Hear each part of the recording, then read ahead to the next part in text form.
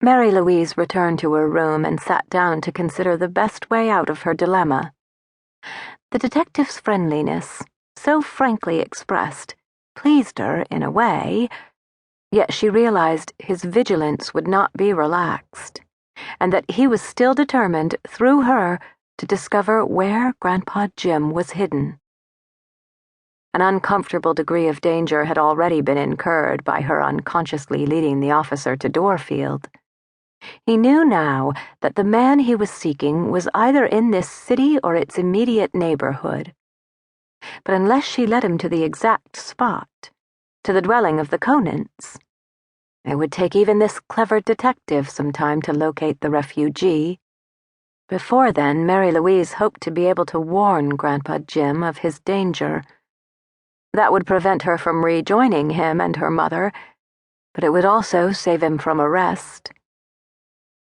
Glancing around her comfortable room, she saw a telephone on the wall.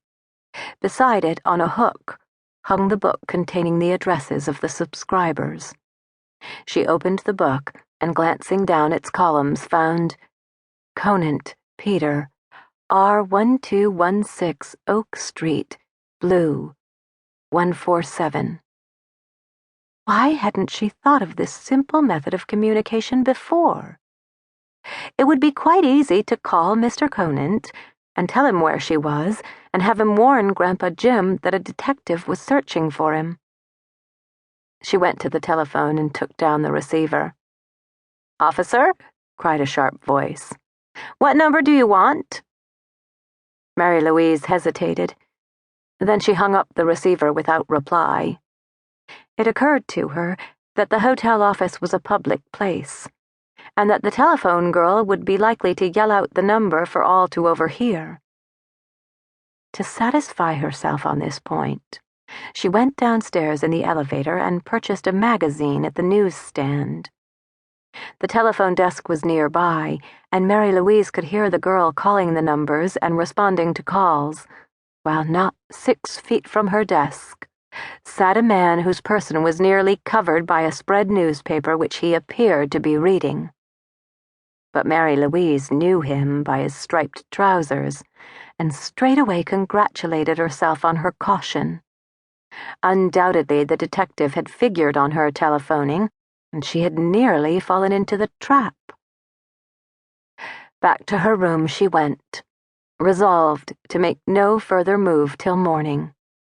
The day had been a hard one for the girl, mentally and physically, and at this moment she felt herself hopelessly involved in a snare from which she could see no means of escape.